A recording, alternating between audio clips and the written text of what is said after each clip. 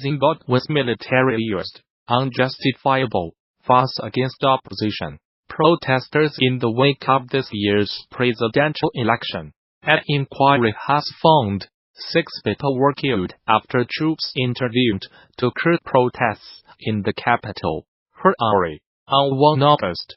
The Independent Commission said the army had acted disproportionately when it fired on fleeing demonstrators, but it blamed some opposition figures for inciting the violence. The army and police clashed with demonstrators, who took to the streets, amid allegations that the ruling Zanu-PF party had rigged the 30 July vote. The Commission's finding is that the deaths of those 6 people arose from the action of the military and the police. The summary of the final report reads: the use of live ammunition directly at people, especially while they were fleeing, was clearly unjustified and disproportionate. It adds, the 7-member commission, which was set up by President Emmerson Mnangagwa following his Nehru victory, found the deployment of the military to have been legal. It also accused the opposition MDC alliance of inflaming tensions, citing speeches from some of its leaders. Had the riots not been checked, the situation could have escalated, resulting in disastrous consequences. It said, the Commission has recommended that the government pay compensation to the families of the victims, and to the dozens of people who were also injured in the protests. On Tuesday, Mr. Mnangagwa said he would study the recommendations and decide the way forward. I am satisfied that the Commission of Inquiry diligently carried out its mandate, he added. But the opposition immediately dismissed the report and said the government was trying to whitewash the actions of the military. Our view is that they are making a false equivalence between the demonstrators and those who were shooting unarmed protesters using bullets and guns, an MDC spokesman said. Last month, MDC leader Chamisa distanced himself from the demonstrations on 1 August, calling them stupid. It was very stupid. Even for people who demonstrated, it was stupid, because they then opened themselves for attacks and manipulation, he told journalists. On the same day as the protests, Mr. Chamisa refused to accept the election result, arguing that he had won the popular vote. Mr. Mnangagwa narrowly avoided a second round, when he took 57% of the vote, which was just 30,000 more votes than the minimum needed for outright victory. The United States military says it has killed 62 fighters from the Islamist group al-Shabab in 6 airstrikes in Somalia. 4 airstrikes on Saturday killed 32 militants, and a further 2 on Sunday killed 28. It said in a statement, these were the deadliest air attacks in Somalia since November 2017, when the United States said it had killed 100 militants.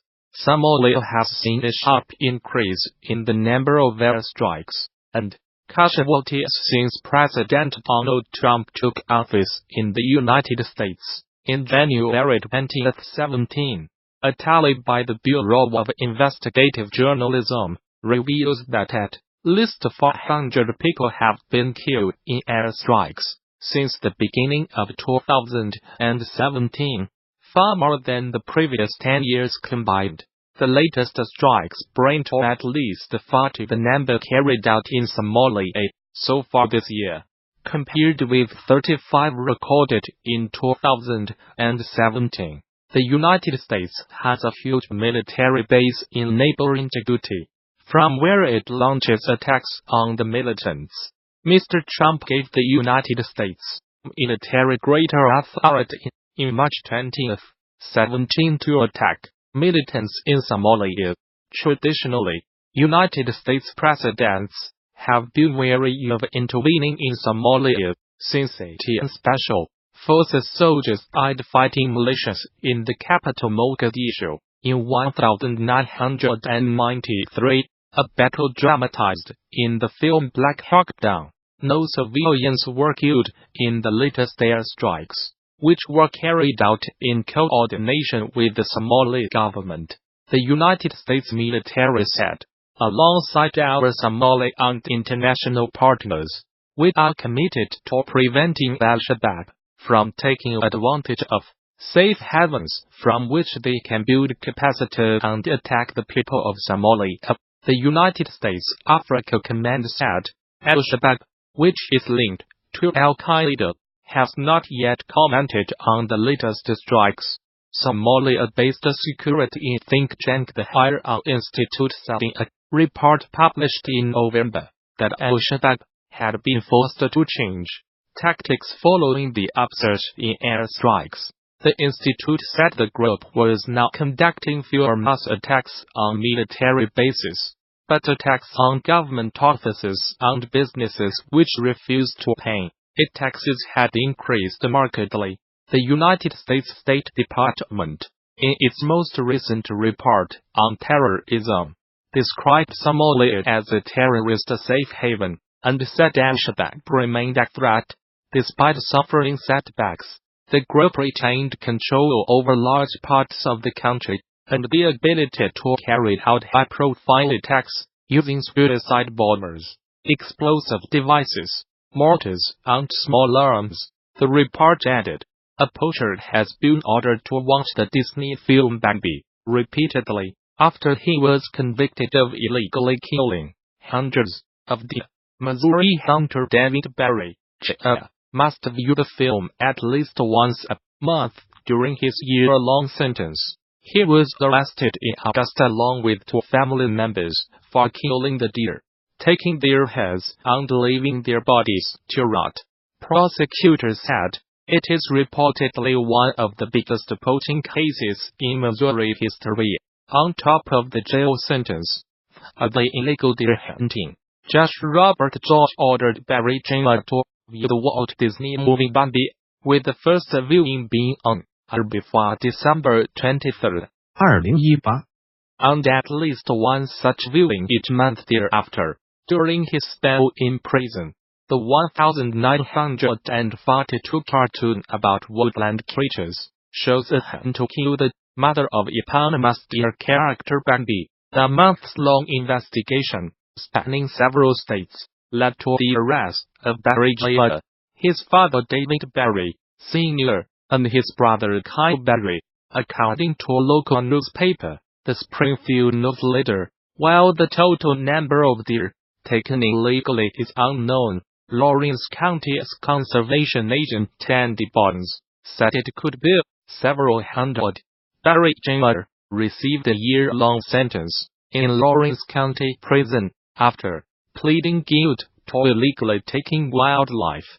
He has also been sentenced to a 120-day term in Barton County Prison for a firearms probation violation, and both he and his father had their hunting privileges revoked for life by the Missouri Conservation Commission. A poacher has been ordered to watch the Disney film Bambi repeatedly after he was convicted of illegally killing hundreds of the Missouri hunter David Barry. Jr. must view the film at least once a month during his year-long sentence. He was arrested in August along with 2 family members for killing the deer, taking their heads and leaving their bodies to rot. Prosecutors said it is reportedly one of the biggest poaching cases in Missouri history. On top of the jail sentence, the illegal deer hunting, Judge Robert George ordered Barry Jr. to view the Walt Disney movie Bambi, with the first viewing being on or before December 23, 2018, and at least one such viewing each month thereafter. During his spell in prison, the 1942 cartoon about woodland creatures shows a hunt to kill the mother of eponymous deer character Bambi. The months-long investigation, spanning several states, led to the arrest of Barry Jr., his father David Barry, Sr., and his brother Kyle Barry, according to a local newspaper, the Springfield News-Leader. While the total number of deer taken illegally is unknown, Lawrence County's conservation agent Tandy Barnes said it could be several hundred. Barry Jr. received a year-long sentence in Lawrence County Prison after pleading guilty to illegally taking wildlife.